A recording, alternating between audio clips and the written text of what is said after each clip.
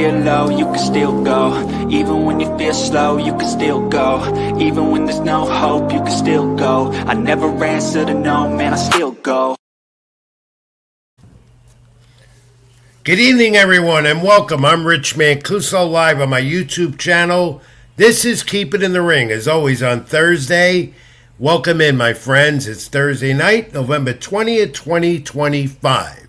Like, comment, and subscribe to my YouTube channel, Rich Mancuso, at Keep It in the Ring. Facebook Live, also on Facebook, my page, like that. My social media handles at the bottom of the screen, X at Ring786, Facebook.com, Rich Mancuso, on Instagram as well at Mancuso786, and read my content, Latinosports.com and other platforms. And the boxing calendar, as always, scrolled at the bottom of your screen as we come to mid-November or late November and go into the end of the year with a lot of exciting fight action all over the place. And we're going to get to that in a moment in the next hour. And I'll be bringing in, as always, my esteemed colleague and producer here, Tommy D, TD Sports Talk. He'll be joining me in a moment. So let's get this started for this Thursday Night Live edition of Keep It in the Ring. And we have a special guest coming up as well later on in the hour. Well, we're going to have that super card, Ring 4 in Saudi Arabia. We'll run it down Saturday night on the Zone pay-per-view, including Benavidez and Yardy, and we'll get to that. And Jake Paul and Anthony Joshua. Is this a mismatch? Tom and I will analyze that. Ben and Eubanks, is it over after their second fight over the weekend in London? And more. Plus, the wrestling report, and some UFC, and of course AEW Full Gear coming up this weekend, WWE Survivor Series, that picture getting much more clearer as we go into next weekend with WWE Survivor Series San Diego. We want you to like, comment, and as we go along, we'll get to many of those comments as possible here as we keep it in the ring. All right, so we turn our attention to Saturday night, and this is Ring 4. The Turk guy, Eddie Hearn, and a bunch of others put it together again for an exciting card of action. And, you have like 3-4 title fights on this card. The super card in boxing, as they're calling it. And, of course, this leads to the end of the year action with plenty of action going on in boxing in the month of December to end the year. But this one, Benavidez Yardy light heavyweight title on Saturday on the Zone pay-per-view. Haney and Norman for the 147-pound title. Exciting Abdullah Mason against, he's the WBO lightweight title, the vacant title up for grabs there. And Jesse Rodriguez and Martinez, bantamweight unification. And that's that's going to be a barn burner, and we'll talk about that. In December, you're going to have Pitbull Cruz coming up on PBC Amazon Prime against Lamont Roach. And you're going to have Sterling Lara and Jabanovic middleweights. And you're going to have Fulton Forster for Forster's unification, the junior lightweight title. Of course, Ring 5 will come up as well with Inoue, Japan's junior featherweight title defense. Many consider him perhaps the top pound-per-pound fighter today. And Diego Pacheco, the young superstar, 168. The young prospect on the move, on the Zone. That's what's coming up in December, a lot of action. But we're going to look at Saturday as boxing remains healthy despite what the skeptics say. They are fighting to the end, and I mean to the end of the year, to determine who is supreme in the sport. And we get to that part of the matter for Saturday night. Let me bring in my cohort, my colleague, my friend, my producer, Tommy D at TD Sports Talk. Bring him in. We'll talk it up about Saturday night's action in Saudi Arabia on Zone pay-per-view. Tommy D, are you there, my friend? What's going on? There he is, all dressed in yellow tonight, bright. How you doing? I'm all right. I'm doing well. How about yourself? Yeah, well, typical Rich Mancuso all week long since we last met last Thursday. Always in a little controversy and always in a jam. But I'm here. I'm ready to go with you as we continue to go on with Keep It in the Ring tonight. Tom, are you excited about Saturday night? Ring 4 in Saudi Arabia. Exciting. You got some of the top fighters in the sport on the card, including Benavidez and Yardy. Benavidez with the power. Yardy at 34 years of age. Probably not, his last chance to getting any type of opportunity to show what he's all about. Of course, he comes off losses to Kovalov and Benavidez, and Benavidez. He's got more big fights possibly ahead. He wants to make his statement some more. He's not going to go to cruiserweight.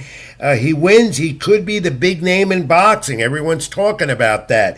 Yardy is the from Britain looking to become a great at 27-3, 24 knockouts. He's a 10-year pro.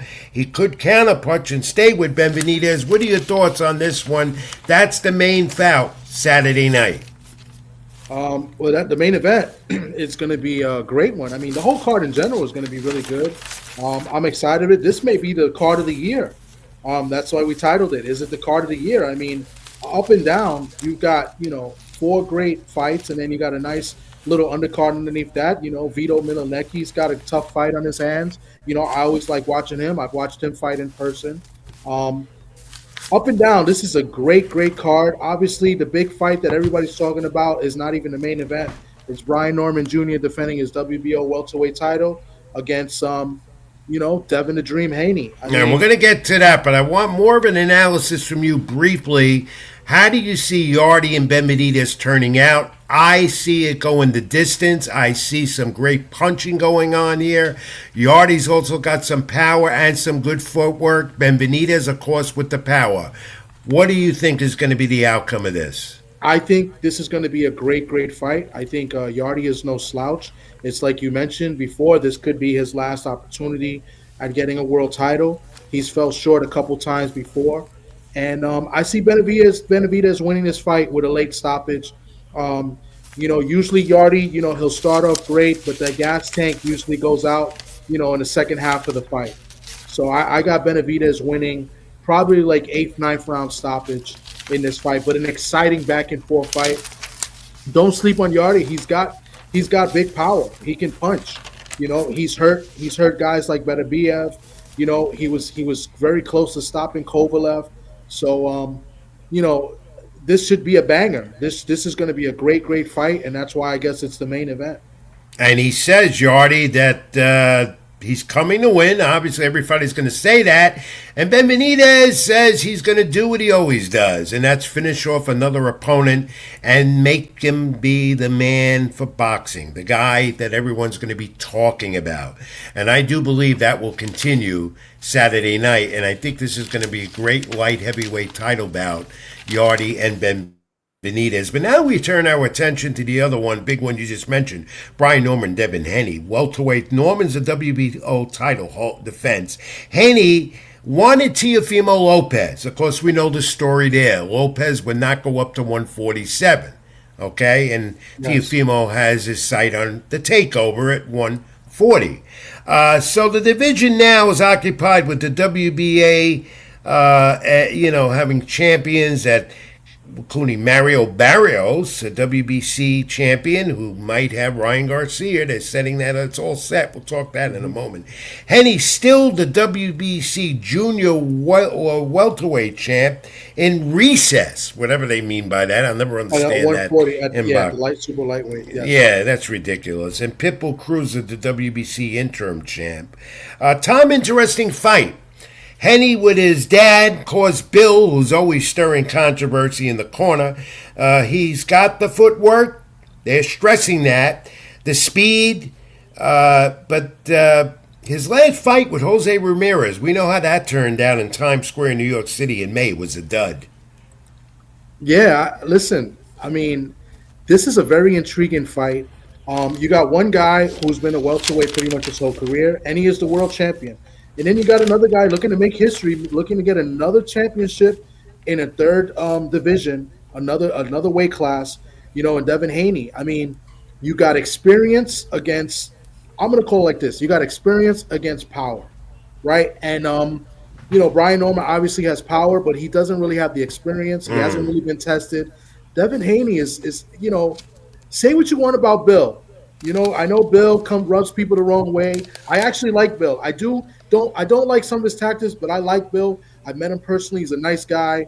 I don't like some of his tactics, but I think he's great for boxing. But say what you want about him, his son is a hell of a fighter, and Yeah. I think experience is going to be the difference in this fight. I think it's going to be a very competitive fight, but I think Devin Haney wins in a unanimous decision. But competitive unanimous decision. But he has to show better than what he did in Times Square in May, early May 1st, which was a dud with Ramirez. Yeah, but I think it's That whole two card, different you two know. different fighters. Yeah, well, let's look at Norman. You like Norman as well as Yeah, I do.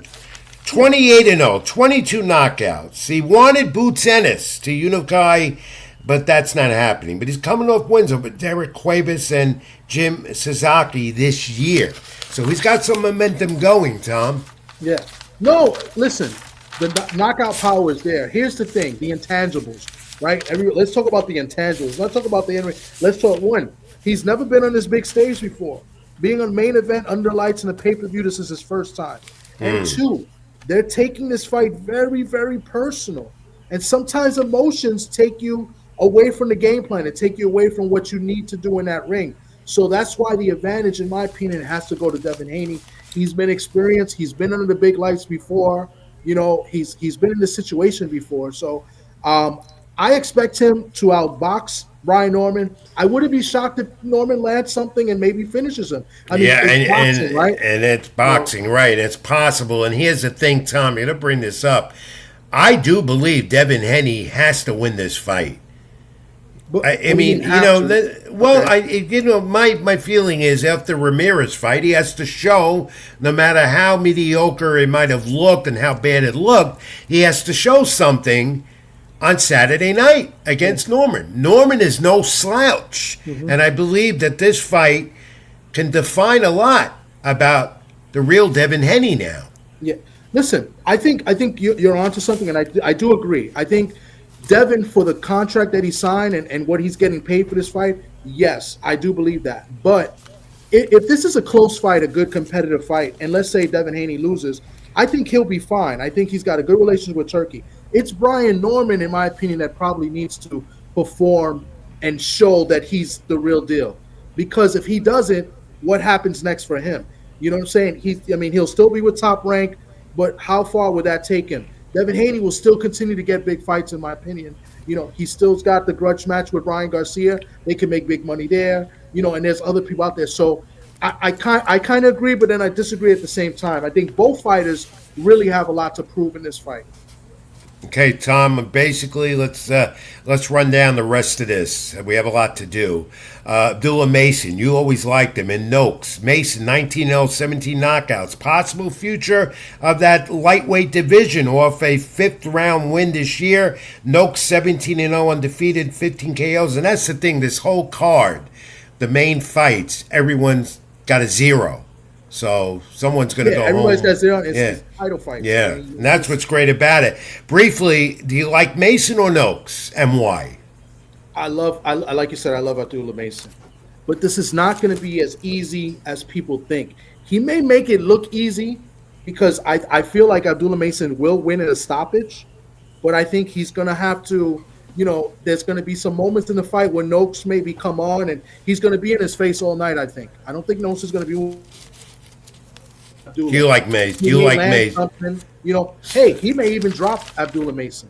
It And may, maybe Abdullah Mason and comes back. that's possible because Yeah. Noakes can deliver that knockout. He's got He's pop. got that case, got pop, Yeah. and he's got speed. I like him, Yeah. but I also love Mason. I love his whole style, I think and the difference, you know.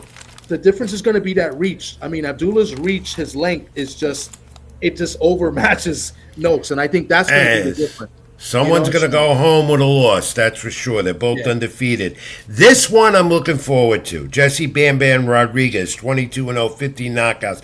Second fight at 115. Impressive knockout. He's coming off Francisco Estrada with the body shot. WBC title and ring championship coming off the 10th round knockout in July. He's adding the WBO title also to that. Martinez with the WBA title holder, not recognized as much as Bam Bam. Both slugged Could this be one of those phone booth type of fights where they're just going toe to toe, punch for punch? I think it could be. I think it's up to Bam. I think it's a good fight, but I think Bam is a far better fighter. I don't think Martinez is as good as advertised. Although I think he's going to come to fight, he's going to come to win. Like a lot of fighters from Argentina, that's what they do. They come to win and they come. But he's not really as big a puncher as people think he may be. I mean, he's got I think 9 knockouts, 18 wins, 9 knockouts. I think he's a big puncher. I think Bam wins this. Maybe there's a moment or two for Martinez, but I think Bam wins as he stops him. I got him stopping him maybe like in the 8th, maybe 9th round. By the way, this entire card on the Zone pay-per-view begins 3 p.m. Eastern, if you're in Eastern time zone. Got to look at the times. Go to the Zone. Go to the Zone Matchroom Boxing page. They give you the exact times of all the ring walks. So it's going to be a long afternoon into night of boxing from Saudi Arabia. All right, Tom, so we look forward to this super card, Ring 4, Saturday night on Zone pay-per-view, title fight after title fight, undefeated records, and so forth, top fighters. The main event, though, the main one, Yarde and Benavidez. And now we go on to what we just saw this past weekend. So, the first loss went to Nigel Benn and Chris Eubank. Conor Benn, right. That was the father. But the father and son, they had their wars, and now the two sons didn't officially out of the first fight. Saturday in the UK, Conor Benn gets his redemption. No animosity as much as the first fight earlier this year. He just had everything going for him. No contest at all. Going back to 147 now, says Ben after this.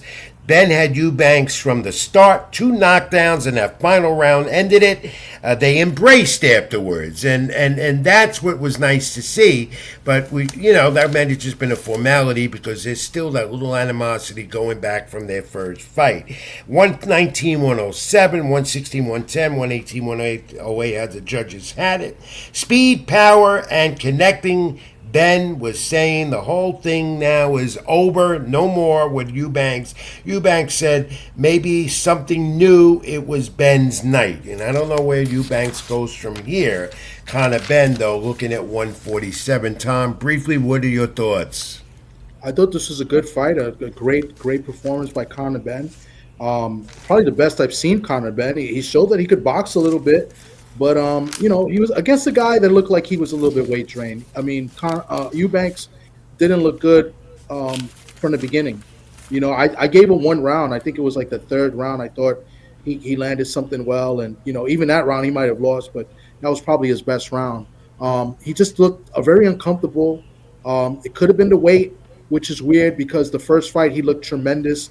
But maybe doing it a second time, he's really a super middleweight. But as I said, I said last week it wasn't going to be like the first fight. And boy, was I right about that? It was nowhere near it. But he looked drained. Ben looked completely drained. Not Ben, but Eubanks Jr. looked completely drained. And you got to wonder now: does he continue or does he? But he's not. These two are definitely not going to mix it up again. That's it. No, that's it. I think, and for Eubanks' health, he can't do it again. He can't, and it's going to be tough for him because what fights can he get as super middleweight? Right. That's where he's going to be most comfortable. But I don't know if he gets an opportunity at another big fight there. So Conor Benn is going to take the challenge and move down in weight. I think that's a mistake, but. He's a little younger. Tom, what did you think of this, though? Because on social media, Ryan Garcia is being active again, very active. So after the fights, a couple of days later, he had to come out and say this on a tweet. He says, I'm up 2-0 on Eddie Hearn, would make it 3-0, head to the UK to fight you, Conor Benn. Ben and Ryan Garcia had a little tweet war the other day. Yeah, it's pretty funny to see. It'll be, 2 guys that pop dirty facing against each other if that was to happen, right? Like it'll be the battle of the PEDs. Yeah. But no. But in all seriousness, that's a good fight. I like Conor Benn in that fight. I don't really think much of Ryan Garcia. I really don't. Well, what do you think of this now? Ryan Garcia, and we'll go more. I think we'll go more into this a little later. Ryan Garcia announced yesterday it's official. He's headed to clash with Mario Barrios for the WBC welterweight title. That coming up in February. You know, I have a lot to say about this, but we only have an hour program, and you know, I don't like it. I don't think it's right, and I'm really, you know, Suleiman's got to go. The WBC for giving Ryan the opportunity after he said he was going to suspend him or whatever the case may be, then he reinstates him. I think this is a complete joke. I think this is unfair. I mean, this guy has not proven anything to get a world title shot. And, you know, it's a Suleiman looking with the money because Ryan Garcia, you know, sells a little bit. You know, he's with Golden Boy, and I don't like it at all. And I'll just leave it at that. You know, I hope Barrios wins this fight, but they're really trying their very best to give this guy a title. And he doesn't deserve it. Well, and he's Ryan Garcia again will say time and time again, if he's going to amount to anything, to be known more, despite all his social media popularity and all that, despite the fights he's had, Gervonta Davis and so forth, and made an awful lot of money, he's nothing until he has a title, and he doesn't have one. Yeah, I agree. I mean, listen, I'm as upset with this as being upset with Devin Haney wanting to fight him. Now, if it so happens that Devin Haney wins, because I picked him to win against Brian Norman Jr., and Ryan Garcia does get the opportunity and does win, then okay, fine. Let's make it happen. Let's get a unification. But I don't think anybody should do business with this guy, Ryan. I just don't like him. And I'm more upset with Suleiman giving this guy the opportunity. So well, maybe you and I should do business with him. We'll make an awful lot of money, me and you. Put me in the ring versus Ryan. Yeah, keep it in the ring, as we say, right? So now Jake Paul has a new opponent, and we all know it's Anthony Joshua. Gervonta Davis, of course, we know that story. Won't rehash it again. And Jake Paul decides, you know, everyone's coming after, you know, wants a piece of him. You know what it is? He will make a fighter a lot of money. And this is a fight they've been talking about for the longest time. You know, Eddie Hearn kept talking about it in the last year or so. But now he's got it. It's Jake Paul, and it's the cruiserweight against the heavyweight Anthony Joshua. Here it is. Paul, the underdog. And they're going to fight 3-minute rounds at 10-ounce gloves. It's going to count. December 19th, that's it. Casilla Center in Miami on Netflix. Going to make a lot of money.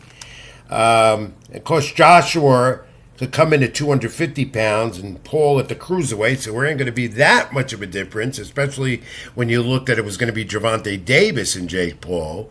But, Tom, you know, do you have more of an interest now with Jake Paul fighting Anthony Joshua as opposed to him fighting Gervonta Davis?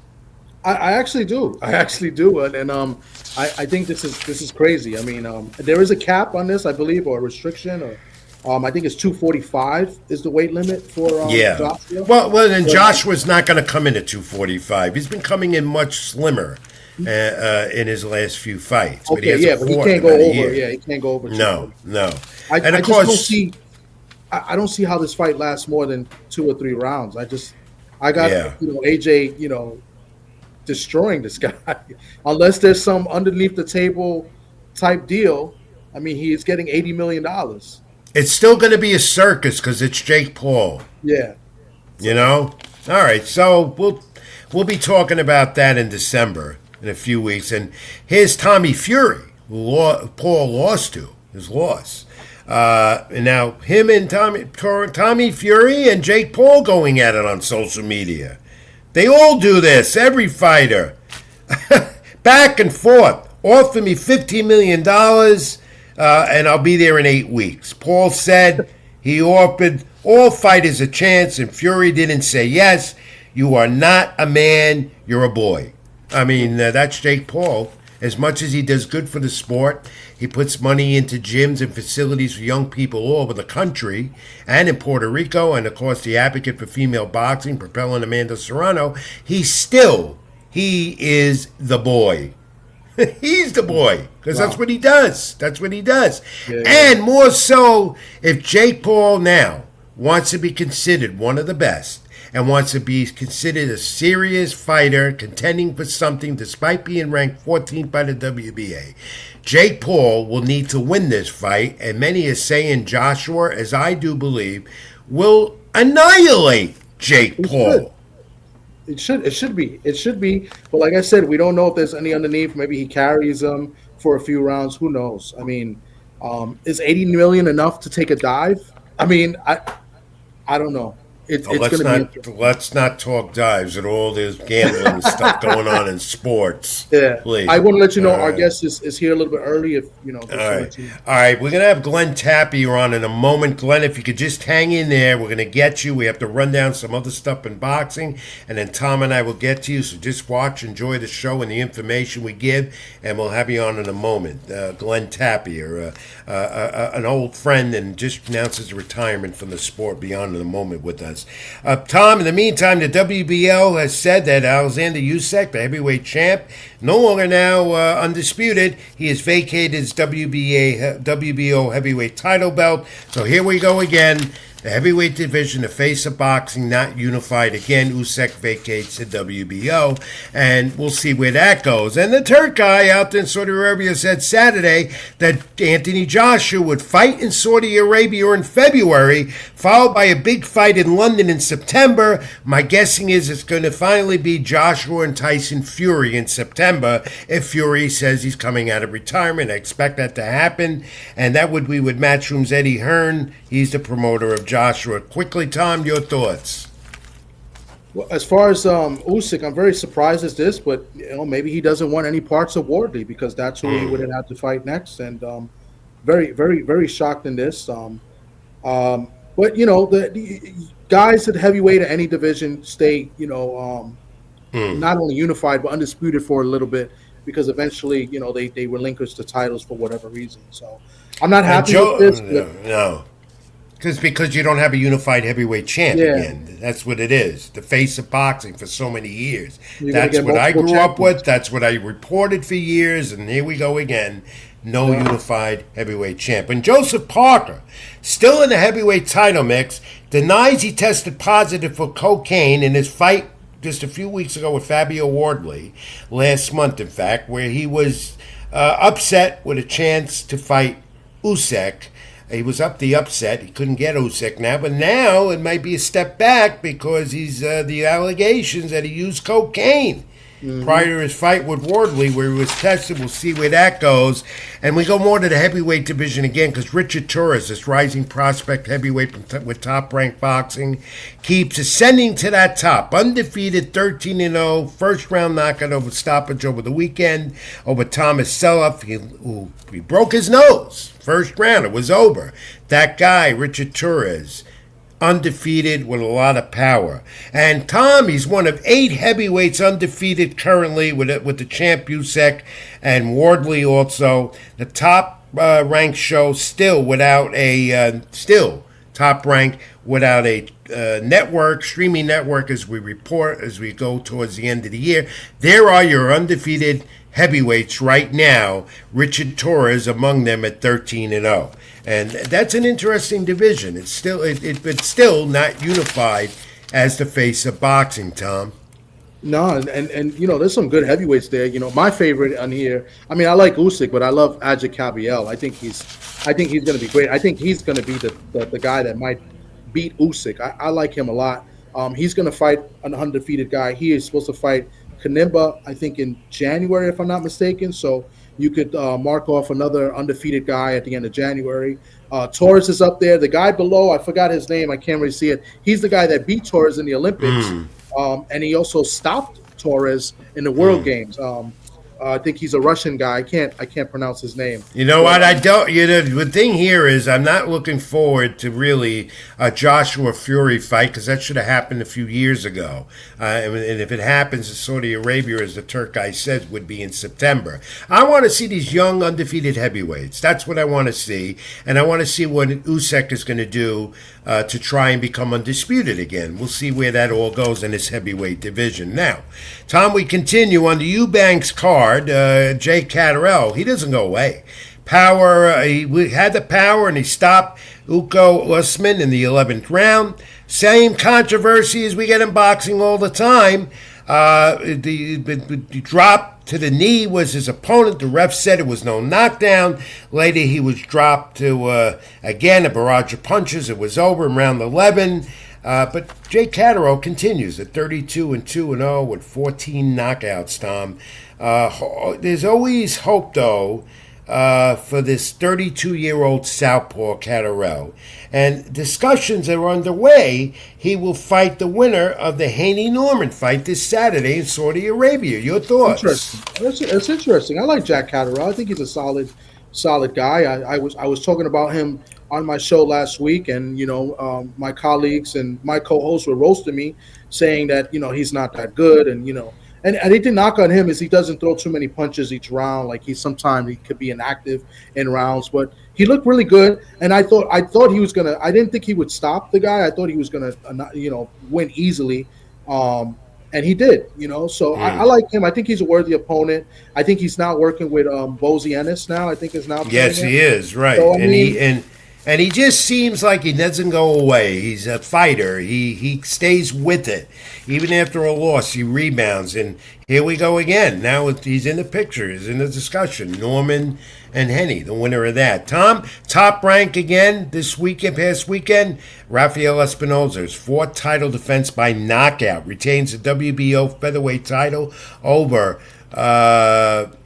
he battered Arnold Kale in 10 rounds. Espinosa is now 28-0, 24 knockouts. The corner stopped this fight.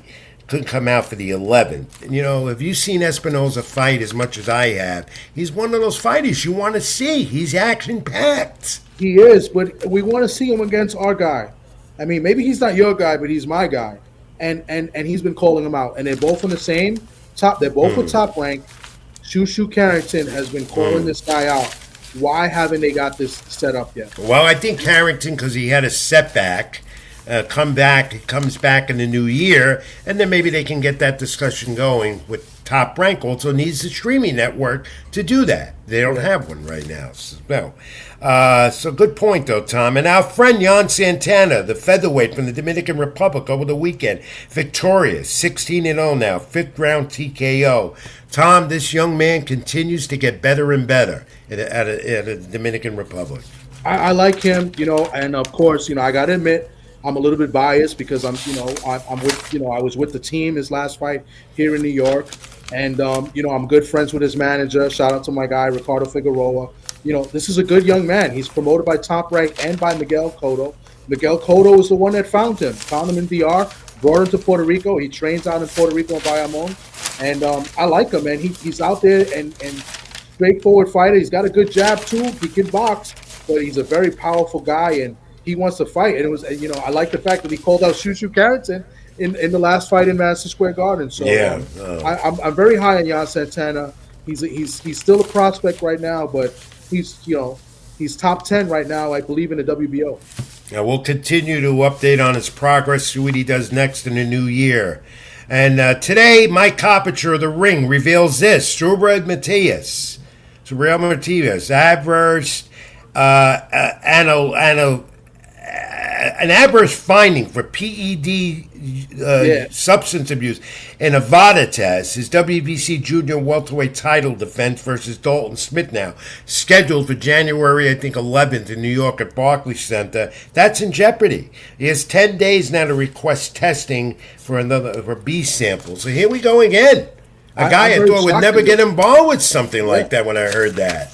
He tested positive for Ostarine. That's what they're saying, because he's volunteered with the VADA testing, and I'm very shocked and disappointed. I mean, I'm a huge fan of Subriel Matias. So am I. I was looking forward to him again.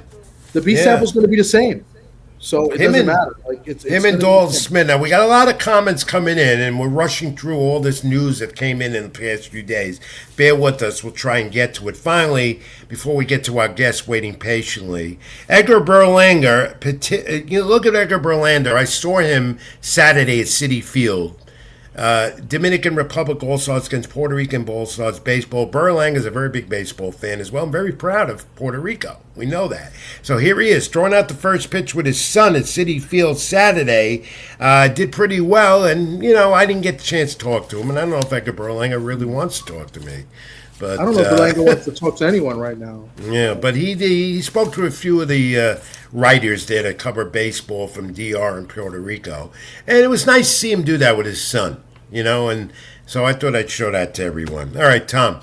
Let's get to our guest waiting patiently in the cube and bring him on. And I'm glad he's here. Late Okay. edition. He was coming on late tonight. I didn't know he was going to come, but he gladly accepted the invitation. I know him a long time.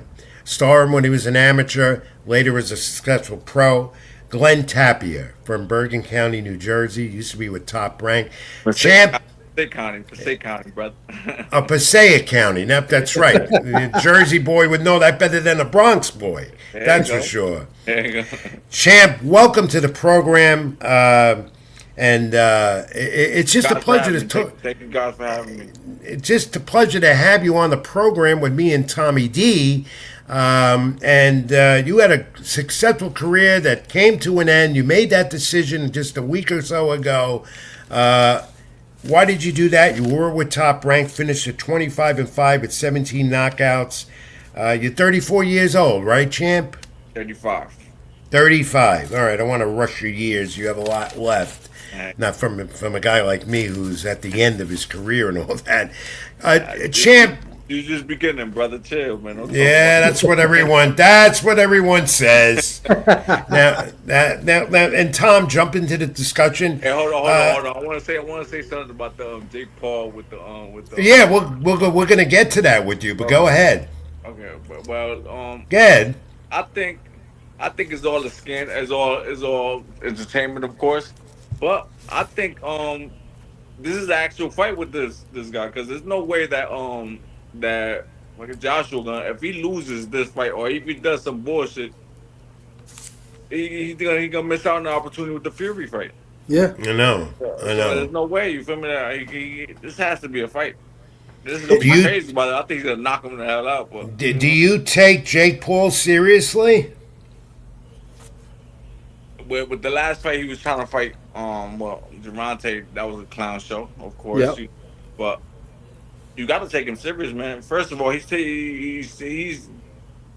is a clown show with him, but he's really trying some things, and he's bringing more attention to boxing. So I don't even know what to think about it. At the end of the day, as a promoter, fight, the more attention to boxing, the more money the fighters get. So it is what it is. I don't really care. Yeah, they're definitely making more money than you made in your career. No disrespect, you made some money, but not like they're doing today. That's Everything has gone to this point where streaming networks insert. Glenn Tapia just announced just a few days ago, if I'm not mistaken, Yes, you're sir. retiring from boxing. What made you come to that decision? Why did you do that? God, and honestly, man, I guess it was, I gave my life to Jesus Christ, last May. I gave my life to Christ last May, and since then, I gave my life to Christ about like 8 times. I lost faith, gained faith, lost faith, and it was just that was a battle.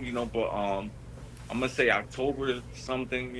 Middle of October. I had this moment. I guess an awakening or whatever it is, and I realized that it was a lot. It was like visions and all this stuff, and it was amazing, man. It was but it was a lot of brutal truths, and he told me I had to stop, kind of bluntly told me I had to stop. It was kind of harsh, but it was real, and I understand it was him. So, I decided to really make that decision. At first, I was trying to fight it, and then things kept going wrong.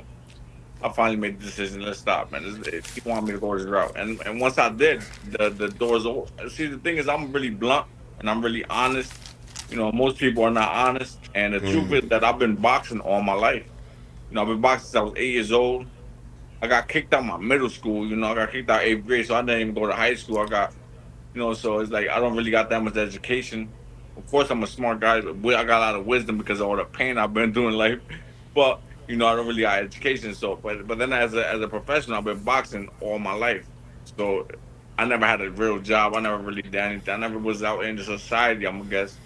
And now to retire now as a man, as a grown man, it's really like I gotta enter back to society. It's kind of really like it's really crazy. The transition, yeah. Yeah, it's like I gotta be a human. I gotta be a normal, like, and then it's really hard transition, man. Because it's like I feel like a little kid coming into the world, growing up in the world. Yeah. Now, I'm going to ask you, Yeah.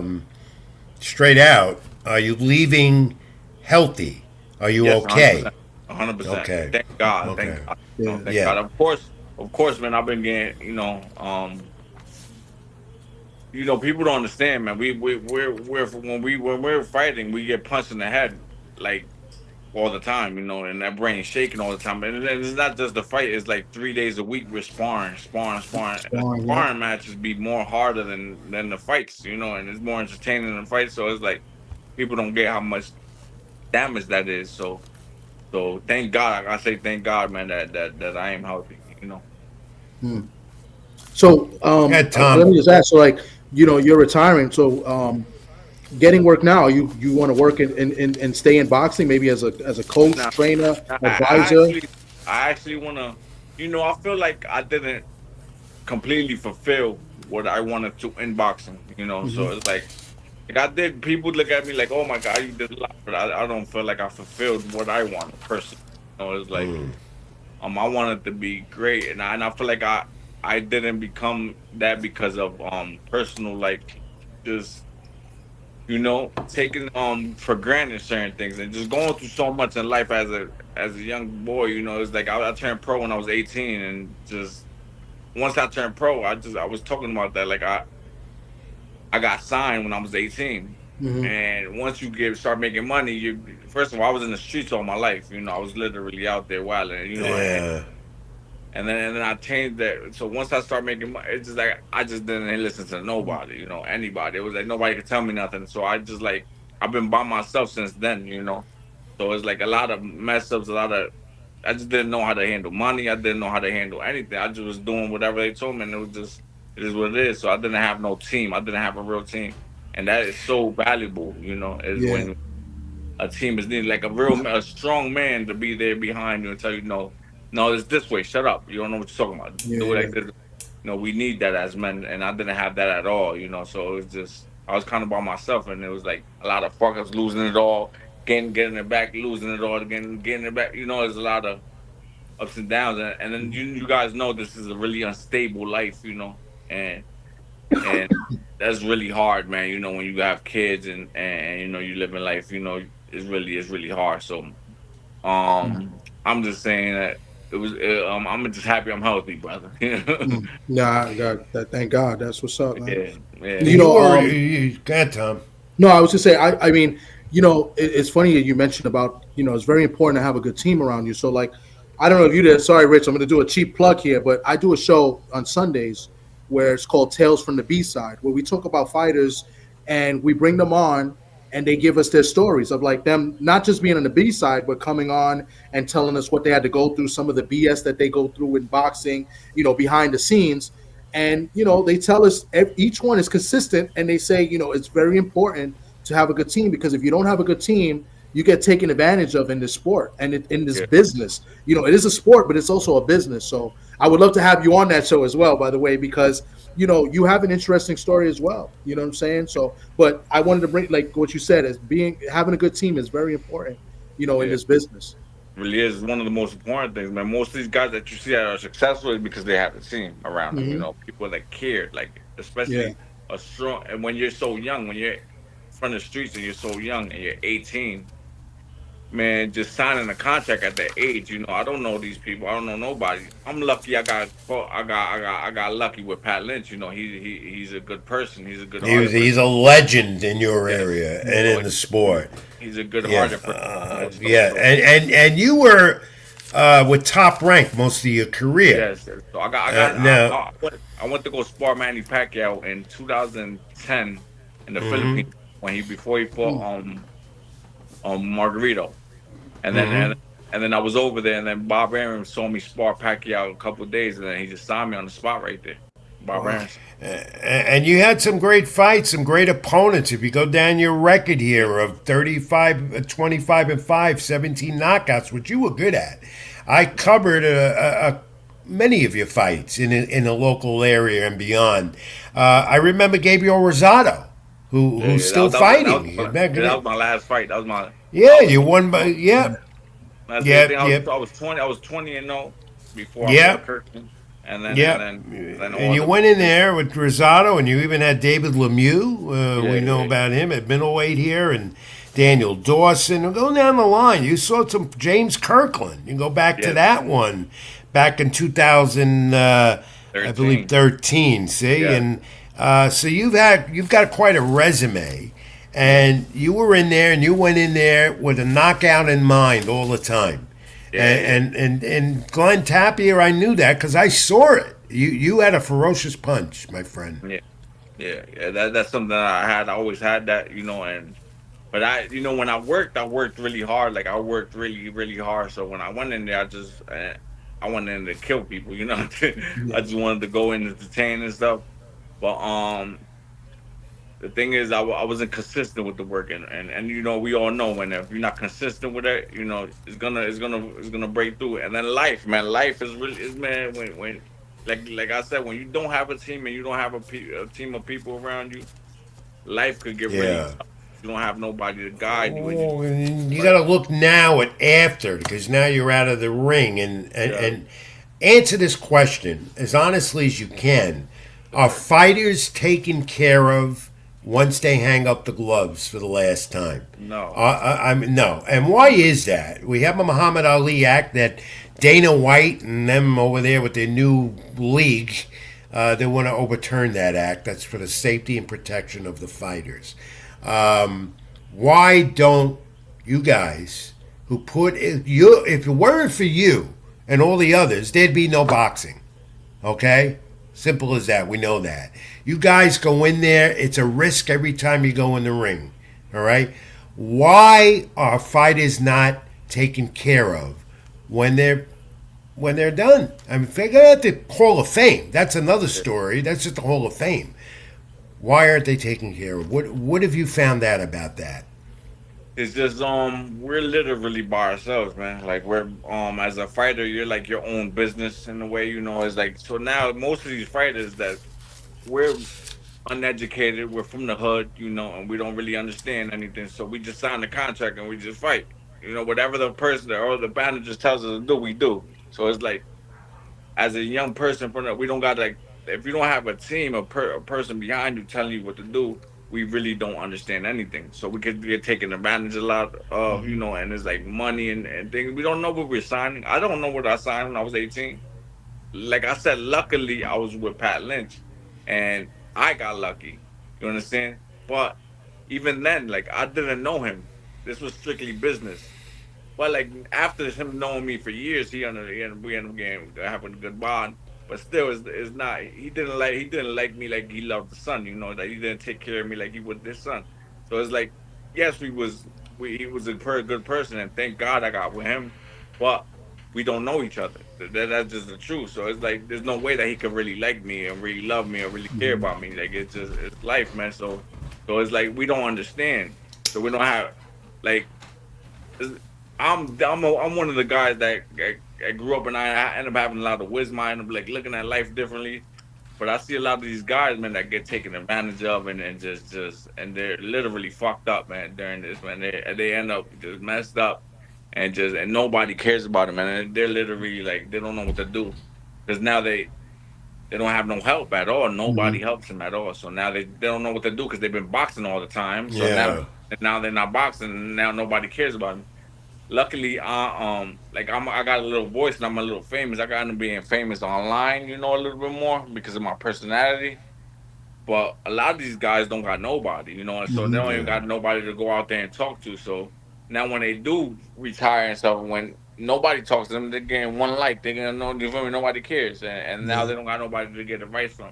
I'm What do you lucky. I want to got do? What champ? What do you want to do now that it's over? Do you want to um train? Do you want to go in the gym no and help any? no What no What no. have you?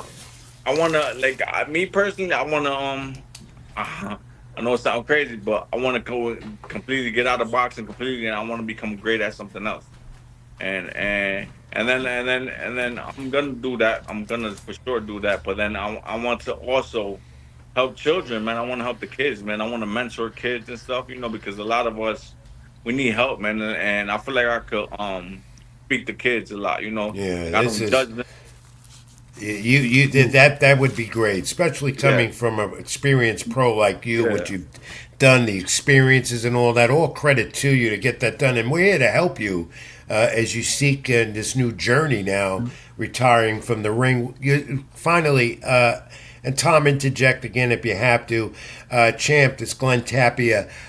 The state of the sport today is boxing in a good position right now, and what has to be done if not to improve it.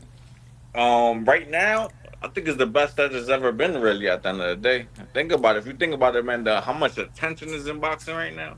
Everybody's like YouTuber about or boxing. Everybody's boxing more than any other sport. If you think about it, like everybody pays attention to boxing, and it's become cool. Oh, hold on, mama. Hold I on, let me hear her. talk. You can bring her in the picture if you want. Come over here, real quick. Come over here, Isaac. That's We'd my son. love, That's my son, Isaac. yeah, we'd love to. We'd love to see him. Go ahead. Come here, Isaac. Your Come here. proud father there, Glenn Bro. Tapia, former middleweight, announces retirement. Say what's up. There you go. What's Hey, up? what's up? Yeah. What's good, champ? Yeah, say you want to show them how you fight? Show them. Show them. That's a Hold on. first on Keep It in the Hold on. Ring. That's a Hold on. first. Yeah, Fight, that's fight, true. fight, fight. Let's go. There you go. Future Uh, champ. Future champ. Now, and that's interesting. What if your young boy Yeah. decides I got to put on the gloves and I got to do what Daddy did? Okay. Is it fine? I'm fine with that. He's already. He already wants to do it. Kind of. He just always punching. He got gloves. He got little gloves. He always Yeah. punching. So he's punching the walls all day. So and he's moving and stuff. So he's only 3 years old. So I can't really stop that. I feel like got the hunger in his soul. Yeah, So yeah. what? So what? So you're keeping. I'm sure you have a lot of friends in the sport that you made over the years, Yeah. and I'm sure they were former champions, and maybe some of the current guys that are out there now. Do you have a fighter that you're looking at right now in particular that could be the future of this sport and good for the sport? Future of the sport. Oh man, that's tough. Don't say Jake Paul. Nah. Definitely not. Gervonta's the future, definitely. He's the most talented one right Even what now. he's been going through, Javante, Yeah, through all the his life, domestic man. violence, do you think His life. Javante Davis will rebound after all this? Look at Mike Tyson, man. Come on, stop. Yeah, good It's point. just, it's Tom, just, that's a very good point. We That is never a good brought point. that up. I want to follow up. I want to follow up because to your question about the way the sport is. You're Dominican, correct? yes, sir. How do you feel about the Dominicans now that are fighting? There's more talented Dominican fighters I think now than it was, and they're getting good spotlight, good getting paid. So like we just mentioned, Jan Santana, who I really like. You got Rohan Polanco, De Los Santos. I mean, Yeah, there's you got Dominicans, some but the good thing is Dominicans out that there. there's always been Dominicans behind the scenes, really, but they just don't get shine because the truth is Dominicans don't really support boxers like that, man. If we was to be back him up, like like the Puerto Ricans back him up, it'd be Yeah, crazy, or like Mexicans back him up, it'd be crazy. But I always knew that Dominican, I can't go that route because it's just they don't support us. yeah. No, Yeah, you're right. But I think now, in the last 5 years, there's been more yeah, Dominicans showing up in the garden, supporting the guys. I mean, Rohan Polanco got a big following. I don't know if you follow Rohan Polanco, but he's got a, no, he's Dominican. He trains in Florida, and okay, every time he comes to the garden, there's a big Dominican fan base for yeah, him. So that's what's he's really I feel like huge. it should be promoted more. Like, and Yeah, then like why are the media's not promoting it? Like when they have when he got that crowd there, they should promote that, man. You know what I'm saying? Just like Yeah. they will promote it if it was Puerto Rican. If he was Puerto Rican, then well, promote that. The view, the camera would be on the Puerto Rican flags. But like now, Dominican flag, they don't really put that. I'm yeah, not that's getting. the thing. I'm So not with you getting being involved in that.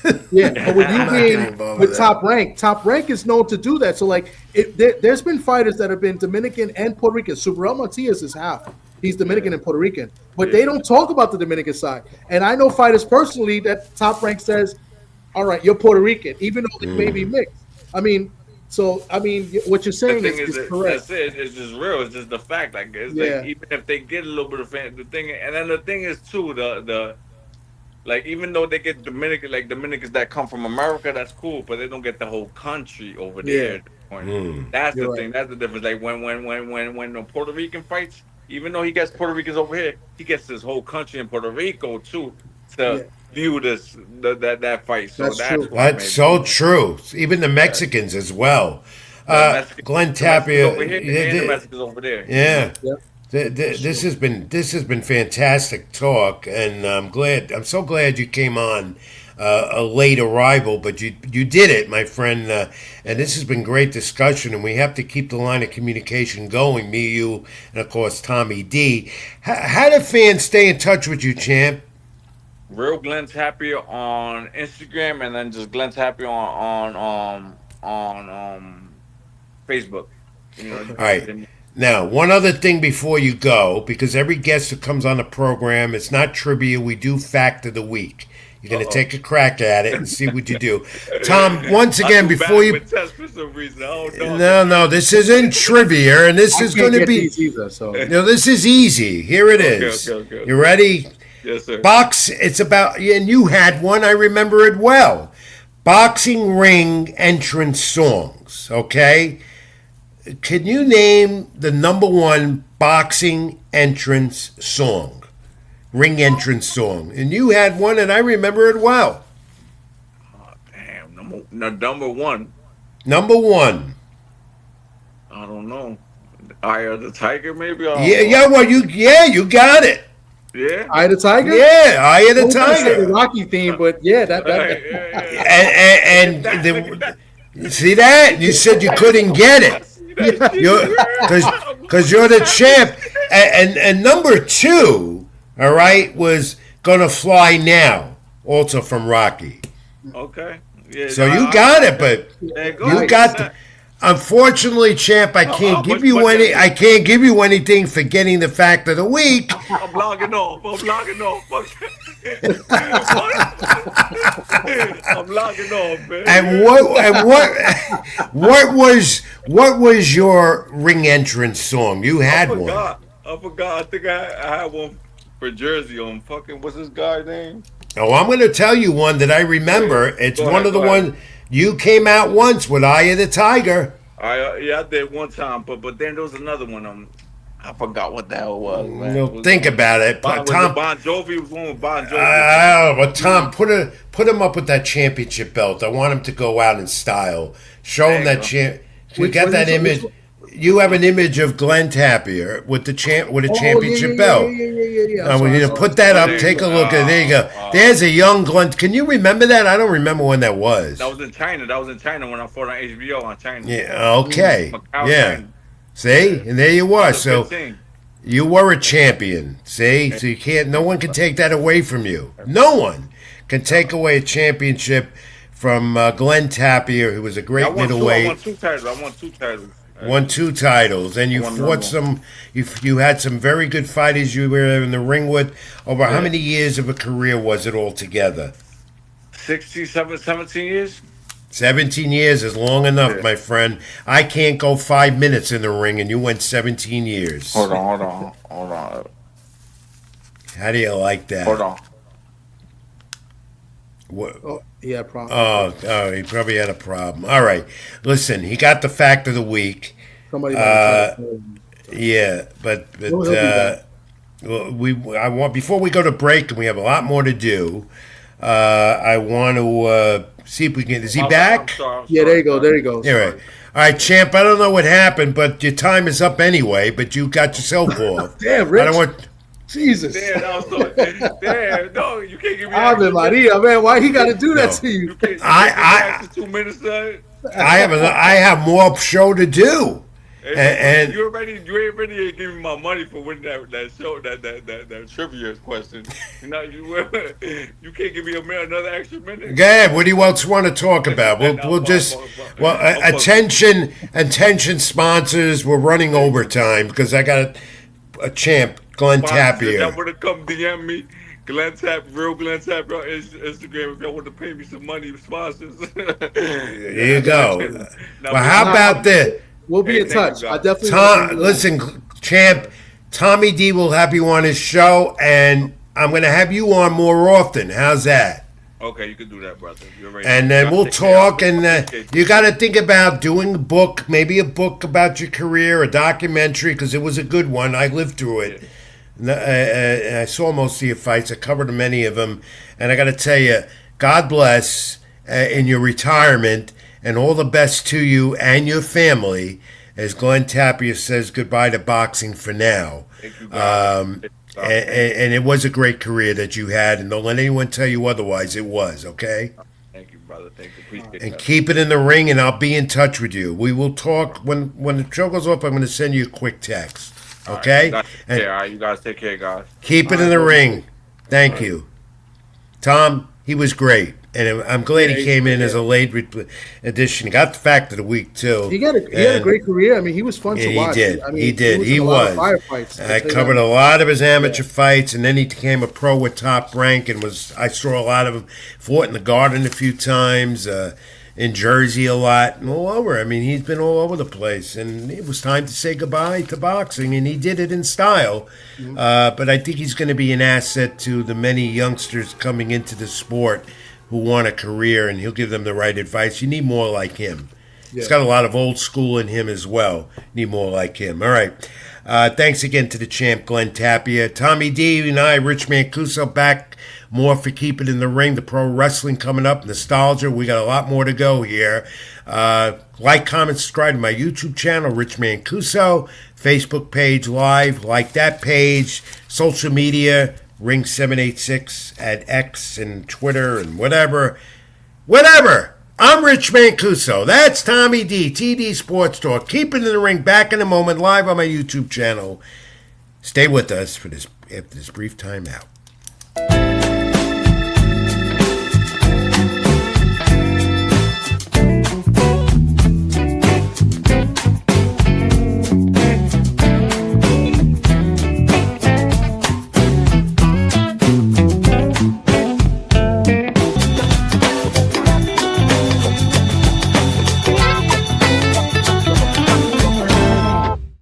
Even when you feel low, you can still go.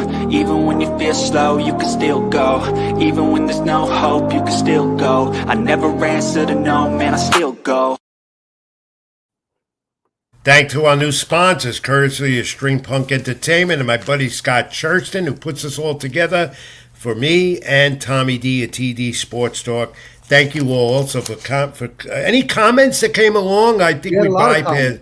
You know, all right, let's put a few of them up. I'll give you one. You'll appreciate this. You know, BVO, one of your favorite people that you met here when BVO came. He says, "You're doing a great job carrying me every week." He says that to me every week. Every week he tells you this, and then he also said that he blames me for giving the steroids to Sabril Matias. That's coming from him. All right. So that's BVO. But there's been comments as we've been going along.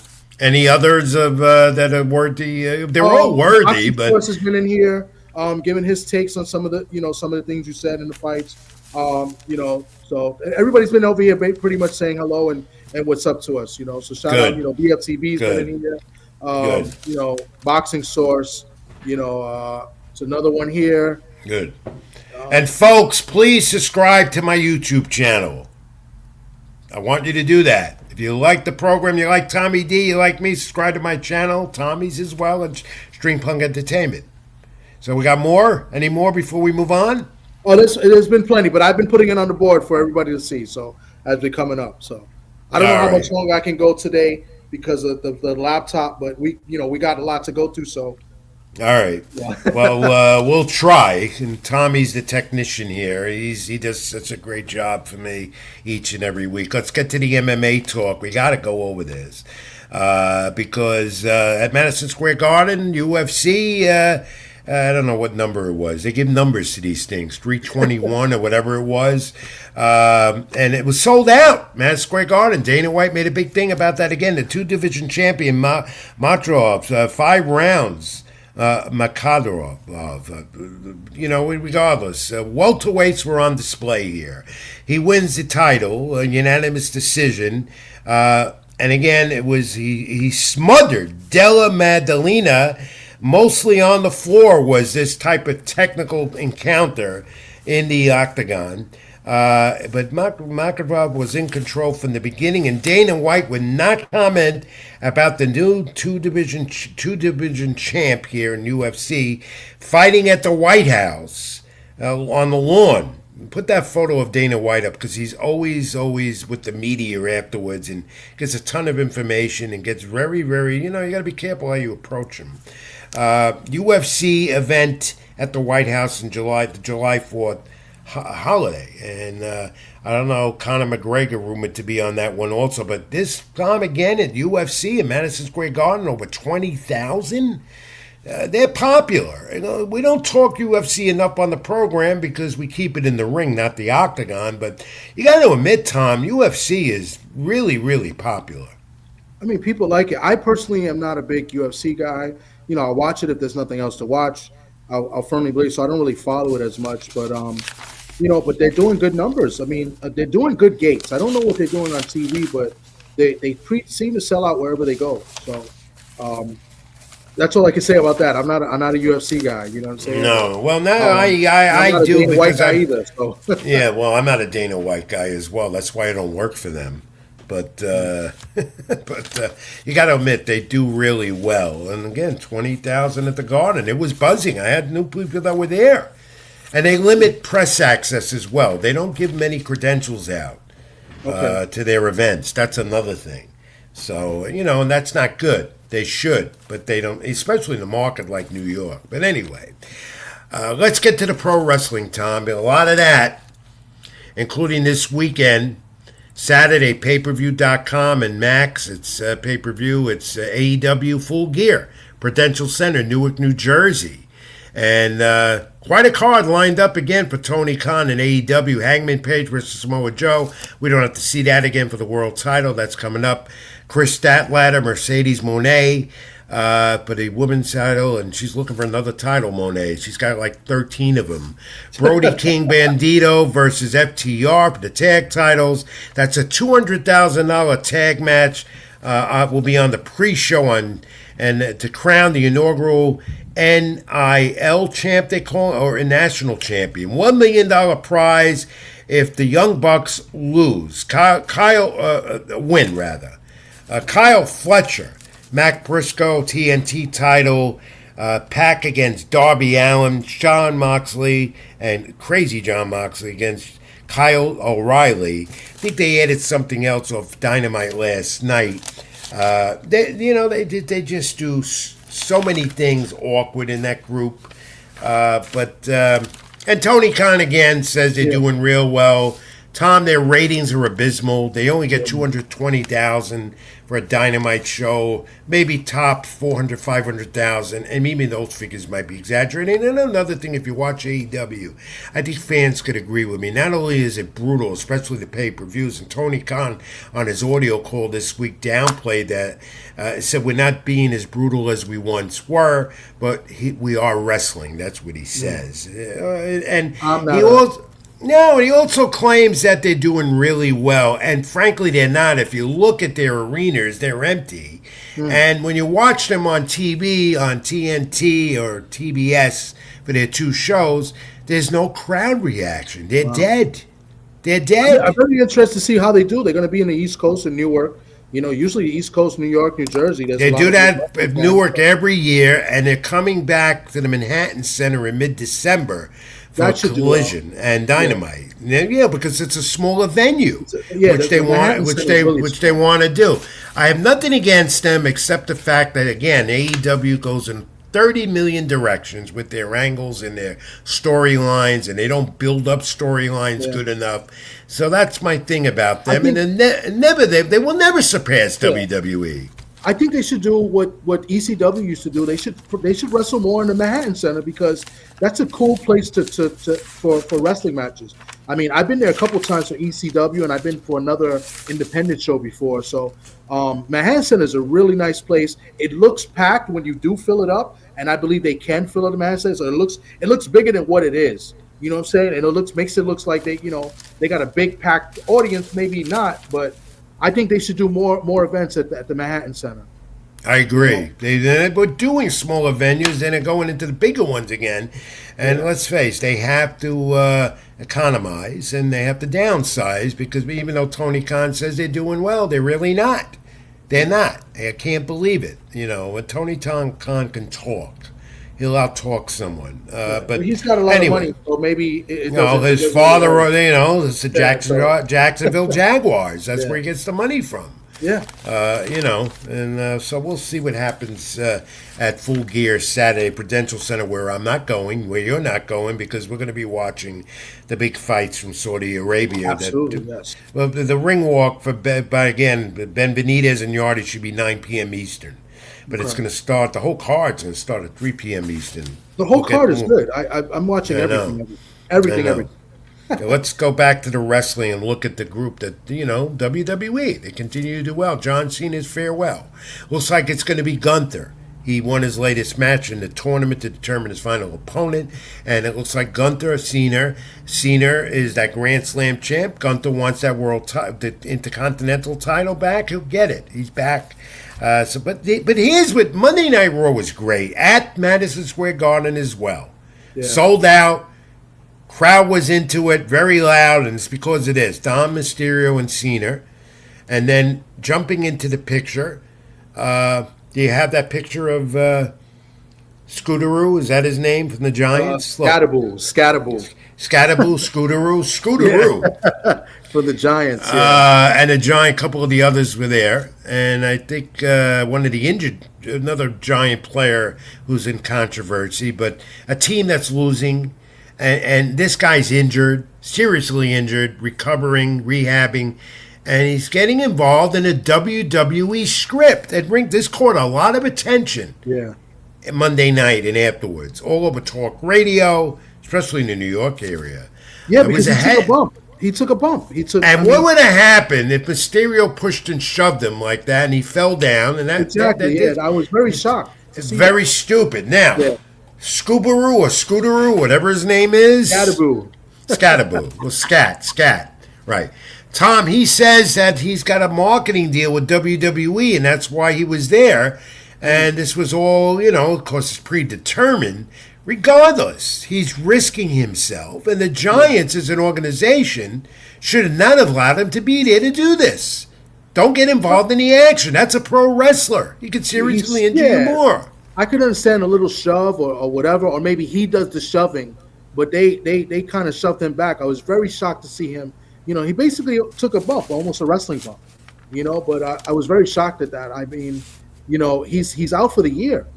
And this is his rookie year, so like that's a bad look. And God forbid something would have happened. Yeah, I thought this was what they say bad optic, very bad. And, and you didn't hear anything about the Giants saying anything about it. Look, I'm not a Giant fan, neither were you. But I know there was a lot of Giant fans weren't happy about this. But anyway, this might develop into something going down the line. Maybe one of the PLEs for WWE maybe could take it into WrestleMania. I don't know. Not with Scooteroo, as I call him. But maybe some of the Giants. I don't know. I don't know where this is headed, but I thought this was very bad. All right. Monday Night Raw also had a lot of surprises. Let's see, what are we going to roll here before we go into Survivor Series? What do you got next? Ziggler made his return. Ziggler returned. He's not committed to WWE again full time. It was a surprise, and Gunther defeated him to advance to get to Cena. So that was a surprise. What else we got? Survivor Series. This was announced. Nikki Bella, who's become the bad girl again, and Vicar for her title, and that's the women's title.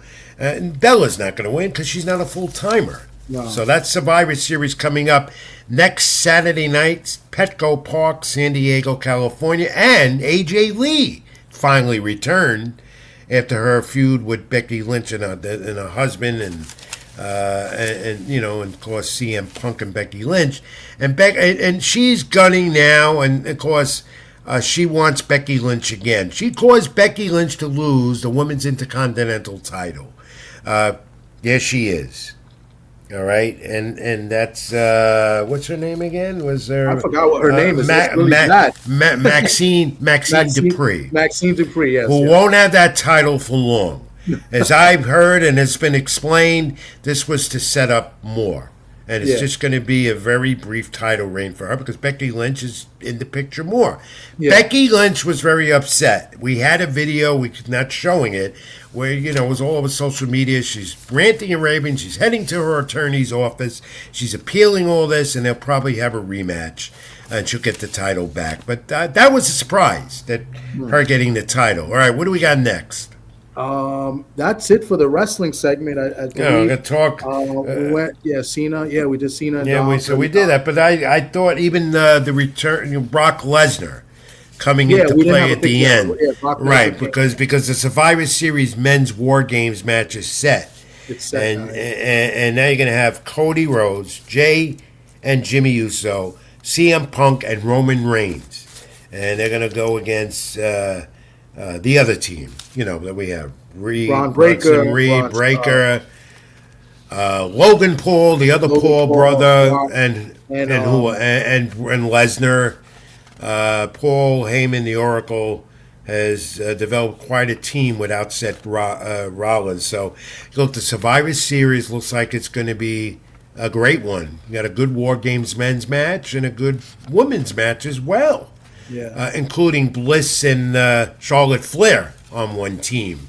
It looked like they were going to split, but maybe they'll split during that match. They might, I like yeah. that. I like that whole concept, though. It looks like it's going to be a good Survivor Series coming up in the next week, Tom. And WWE continues to be the, they're the ones we talk about because they do their storylines the way they are, and they get criticized for a lot of things. Triple H is holding his own as creative head.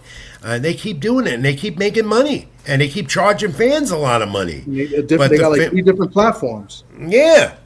And Saturday, even Saturday main event on Peacock, and even NXT was at the Garden in the theater. The next night. So and Ricky Starks, I wanted to see him. I've interviewed him once, and I wanted to see him because he's probably going to get to the big roster real soon. So, Tom, that's the wrestling report. There's a lot of rumors and a lot of things that are going on. Randy Orton's going to be more active. Guys are coming off the injured list, off the shelf. WWE is at full strength, no doubt about it, heading into Survivor Series. But that Scooteroo. Oh man. And we'll recap. We'll go over the show more in detail. We're not going to be on next week with Thanksgiving, but we might do some YouTube shorts. But yeah, it looks like it's going to be an interesting Survivor Series. Any final thoughts on the wrestling, Tom? No, I mean, I'm looking forward to Survivor Series. I think it's going to be a really good one. War Games. I always a fan of War Games. I like the setup that they do. I'm glad WWE kind of took over and kept that tradition that WCW started. So looking forward to War Game. I think they're going to have a traditional Survivor Series match as well with Sikoa, with Solo and the tag teams. I think they're going to have a traditional Survivor Series match too, which is pretty cool. When you get when you get pinned, you leave. The elimination style. That's the way I like it. Yeah. But 2 rings and War Games, also I like that too. And they'll get bloody a little bit, but not as brutal as AEW does when they have 2 rings attached in their War Games type of matches. All right, Tom. That's the wrestling report this week on Keep It in Ring. Like, comment, subscribe to my channel on Tommy D Sports Talk, Spring Punk Entertainment. Like the Facebook page as well, and social media handles I have at the bottom of the screen, and that boxing calendar as well, as we get into the end of the year coming soon. With a lot of exciting fights. Tom, one final break. Come back with nostalgia and a few other things. We'll do that. We got to give a new sponsor some attention here at Keep It in the Ring live on my YouTube channel. I'm Rich. This is Tom. Back in a moment.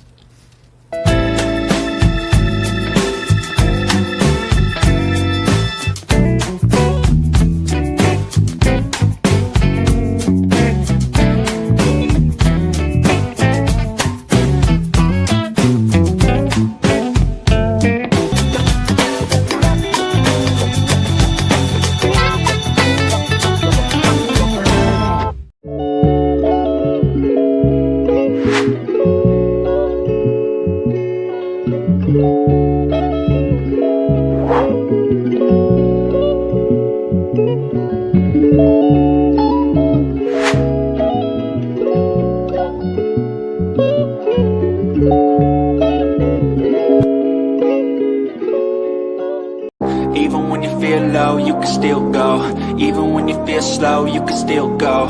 Even when there's no hope, you can still go. I never answer to no, man, I still go. We're back. Rich, you there?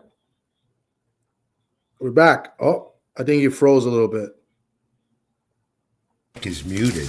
Okay, you're good. You're good now. You're good now. I don't know. Why was my mic muted? I'll get our video ready. Did you do that purposely?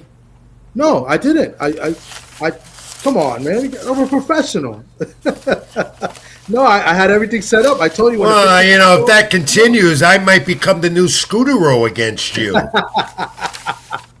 I'm setting up the video now. So. All right, but yeah, we're gonna go to nostalgia. And by the way, what happened to the pizza commercial? Every time I watch it, I get hungry.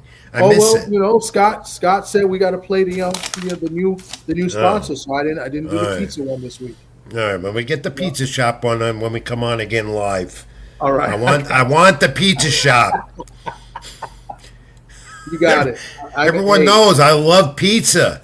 It's a good commercial, but then I mean, are you going to be able to get the pizza afterwards? I mean, I think I'll make sure that sponsor delivers. You better believe that. From New Jersey, I think. Man. I don't care. Let them do it through DoorDash. I don't care. Oh, man. Oh my God. Free plug for DoorDash. Good job, Rich. Nostalgia time. Let's get to it. Let's get first to November 18th, 1970. Right? Is it Joe Frazier? Is that the one we have? Yes, we do. That's Joe Frazier. Joe Frazier, first defense of his World Heavyweight Championship, knocked out Bob Foster in the second round in Detroit's Cobo Arena. He sent Foster to canvas early in the first round with a left hook to the jaw, and then another for the finish. 4 months prior to defeating Muhammad Ali, the Hall of Famer, late Muhammad Ali, the great heavyweight champ, in a fight of the century. So that goes back November 18, 1970. And now we have a brief video of November 20th, 1931. I love this because you got the black and white footage, the old video, the old rings, everything. Old school here. Tony Canzanosi defeats Kid Chocolate in a 15-round split decision, retaining the world lightweight, junior lightweight titles. Madison Square Garden, the old Garden, the first of their two fights. Tom, let's take a look at it. We can comment it as we go along. And take a look at Kid Chocolate because he had it all back at that time in 1931. Yeah, Kid Chocolate. This was the first of two fights. They fought twice, and this was a 15-round fight, I believe, at lightweight, if I'm not mistaken. You're right. For the lightweight, and then it was the junior lightweight titles as well. Yeah, and if I'm not mistaken, I think it went 15 rounds, and it was a split decision victory for Tony Canzanareri. I can't say his name. Jesus. No, but he outweighed him by 5 pounds. So I think he weighed in at 132, and Kid Chocolate. He weighed in at 132. He had been 130. If he had been 130, he would have been rewarded Chocolate's junior lightweight title and become the first 4-division champ in the sport. But that didn't happen. Many years later, others did that. Yeah, this fight, interesting. This fight was supposed to be for the junior lightweight title, but like I said, he came in 2 pounds. He came in at 132, which is 2 pounds over. So the title wasn't on the line for him. So he would have been, I think, a 4-division world champion or something like that. It would have been a 4-division champ. Yeah, he would have been the first ever 4-division champ because at that time, 4-division world champ did not exist. So of course, at that time they only had one champion. They didn't have all the alphabet soup we have now. Yeah. So and again, 1931, November 20th, 1931, and Kid Chocolate and Tony Canzaneri, and I want you to look at the footage. I want everyone to see this and enjoy it as much as we are. The black and white vintage video, a classic right here. The different style of the ring, the different styles of how the fighters dressed in the ring for their fight, how they came in, the referee as well. And if you can get a look, you can see the ringside people at ringside. Mm-hmm. And if you notice, they're all wearing, the men are, jackets and ties. Jackets and ties, back in 1930. One thing to notice, too, that I noticed immediately, the ring is really huge. Yes, it is. And they're fighting in a phone booth right now. I mean, right. And these are just the highlights of the fight. It's just like a few minutes of just the straight highlights. But They're toe to toe here, and Yeah. look at the size of that ring. That ring is huge. And look at how close they were fighting against each other. It was like you said in the phone booth, and punch for punch, they went at it, and it was a friendly type of fight. There was no animosity back then. There animosity back in those days in boxing with fighters, and unlike today, because of course you didn't have social media and all this other stuff. No big entourages for the fighters as you have now going in the ring with them. Just classic. This is old school. I love it. Yeah, and I think the scoring was different too, but it was a split decision. Yeah, Two you had, judges decided for and of Tony course, and- remember, scoring was different. Yeah. The referee was a part of the scoring at the time, compared to 3 judges now, and 15 rounds, not 12 rounds, where 15 championship rounds were. Yeah, so and many then- differences. The unofficial AP scorecard, was 8-5-2 for Tony. So that's the unofficial AP scorecard. So they gave And, two draws, two rounds of draw. This is, again, at Madison Square Garden, which became the Mecca of boxing. And here it is. You see that? Yeah. You don't see that today. No, you After a don't. fight, a guy got a top hat on, and there's no big entourage in the ring. There's no Look, no they're hugging and they're laughing. ruckus. They're hugging. They're laughing, appreciating each other. Yeah. It was a great 15-round fight, and the first of their 2 fights, and at Madison Square Garden, the Mecca, where we don't have as many championship fights as we once was, but the Garden still gets some action here in 2025. And I hear lining up still maybe Teofimo and Shakur at the Garden at the end of January, but no official word yet, Tom. I'm hoping they announce it. Maybe they announce it Saturday. Maybe in announce it Saudi tomorrow. Arabia. Yeah, maybe they'll do it then. Yeah. Great stuff, Tom. Thanks for loading that up. Nostalgia for the week.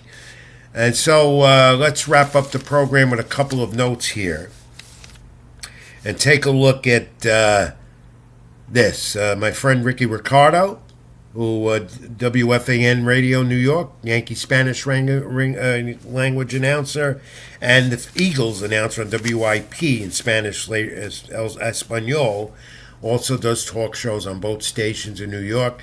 Very close to his mother. And I kept in touch with him all through the season and even afterwards about his mom. He knew it was inevitable that she would pass away. And he very much loved his mom, and you could see it. He tweeted out to his fans how much she loved the Yankees and the Eagles as much as her son did Ricky Ricardo. And our condolences. He's been a guest on our program, and he's a great friend, Tom. Yeah. So I wanted to put that up, and again, condolences to Ricky Ricardo and his family Condolences on the to Ricky, passing yeah. to his mom. Okay, and this note before we put final things up that I have, I saw this, and this was interesting. 57-year-old Charlie Lagrasso, 57 years old. He's 3-0, the oldest fighter in New England history. Stopped 36-fight veteran Juan Zapata in the second round over the weekend light heavyweight contest, knocked down in the first round with a clean right and a cross in round 2. And this guy, 57 years old, says he's going to continue. He might be the oldest fighter on record next to Oliver McCall, who's doing some boxing down in Tennessee, continues. But he's the oldest fighter in New England history. It's quite an accomplishment. I don't have any footage of it or images of it, but I'd love to talk to him and say, how can a guy like me get back in the ring, which I know will never happen, though. Yeah, that's pretty amazing. Yeah, that was great to see that note. And we end with this. I go into the vault again this week. I posted this on my social media, X at Ring786, Facebook.com, Rich Mancuso, and Instagram, Mancuso76. Tom, put those images up of the old fight credential. Now, Tom, you've come into this later on in the new school era. This is how the fight credential looked when we checked in and what we wore all the time. Yeah. We used to have the photos of the fighters, and at one point we had our photo on there, but they got away with that. And I Hmm. got one up there of Danny Jacobs, Quinlan, Peter Quinlan. Peter I Quinn, covered another that kid fight. chocolate. Yeah. Yep. Um, And what else I got? We got another one I put up Thurman there. Porter. Yeah, our friend Keith Thurman and Sean Porter. I forgot where that fight was. That was in Vegas, I think. No, I think this is. Was it? This wasn't in Brooklyn. Or was it Or maybe Barclays? it could be Yeah. a big. I can't see. I can't I've remember. done so many on Punch Drunk. Yeah. Yeah, Thurman and Porter. And then I came up across this one. I got tons of them, and I'll show them as we go along in the weeks to come because I'm emptying out the vault. And Okay. that's Frampton and And the Cruz. yeah. So Yeah, that was a good it's, fight too. yeah, and then so that goes back in the vault, not too long ago, but that's how the fight credential looks. So if you see us covering fights, you boxing fans, and you come down, you go into a venue, an arena, you'll see. You won't see this no more. Instead, Tom, what they do now is they give you a wristband. They give you a wristband now. Well, some people still use them. I think MVP still uses the credential. They use that. They have the big Netflix Yeah. MVP. So MVP is one of the few that still uses it. But yeah, usually it's the wristband. You know, I asked top rank people that I'm very close to. That and they were the first ones years ago with Don King to come out with this type of press credential look, and I asked them, "Why'd you get away with that?" And even the PR, publicity people that do the credential process for the media today. And Top Rank's answer to me was, and they have a very good media department there, still strong. Evan Korn leads the team. It's cost effective for them because they make that. There's a lot of expense in putting these passes together with the fighter photos and your name on it and the whole bit. That's why they do it that way. But I got a lot of those in the vault, Tom, and perhaps I'll give you a whole bunch of them and do what you want with them. I know Socrates has a few bunch too. Yeah. You know, Socrates. So, used but to you do- take the wristband, you just want to take it off. It's like you're in a hospital ward. Yeah, that's exactly what it is. It's like Top Rank or This No, you can we keep should as a promote memento. it. And I've kept them all. I don't know how many I've got. I've kept them all. Yeah. A box is full of them. So I'm take them out. And some good fights that I've covered over the years in my 43-year career. And so I got a lot of them. So I'll keep showing them, as we Okay. go along. So I thought I'd show that this week. Happy Thanksgiving to you and your family. And to all of you out there, that's coming up a week from tonight, why we won't be live next week. You all enjoy with your friends and family. And really enjoy it. And don't get into scuffles at the table. Just be good to each other, as I always say. And we'll probably return live. We will a week from next Thanksgiving, the Thursday after, because December, as we said, going to be very, very active as we end the year. It's been a year of boxing, that's for sure.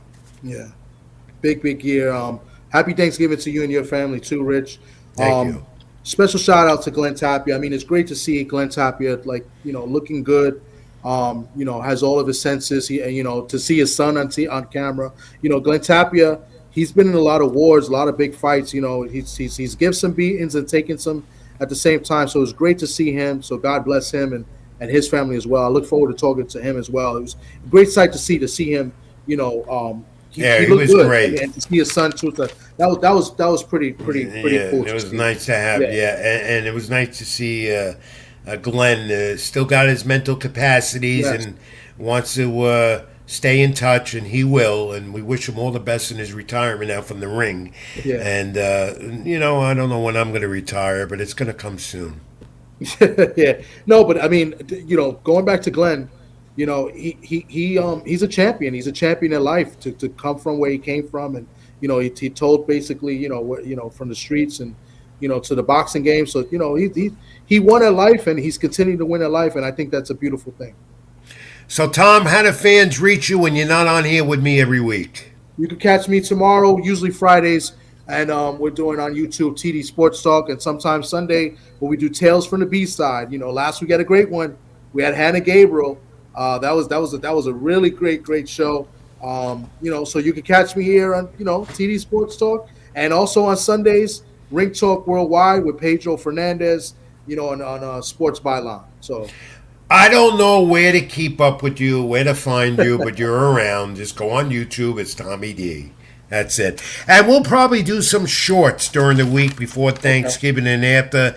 Give our opinions about the fight card of the year that many are talking about this Saturday in Saudi Arabia. 4 title fights headlined by Benavidez and Yardy. And I'm really looking forward to, again, that fight with Norman and Devinhaney for that title. So Yeah, it'll be a good weekend. It'll be, so we'll talk about that. And also, you've got AEW Full Gear and a lot of other stuff going on. And once again, everyone, thank you for watching, putting up with me and Tom this week live. And we enjoyed it. We always enjoy doing this each and every week. Tommy D, when I got to be thankful, I'm thankful I got you as a colleague and friend. I really do. That. I'm thankful for you too, Rich. Yeah, you know, I learned a lot from you, and I continue to learn. And you know, I just getting my feet wet into this media world, if you want to call it. So, so you and Pedro Fernandez have been great mentors. Well, us old school guys know what to do with you young school guys. That's for sure. And you're good at it, and you will continue to be.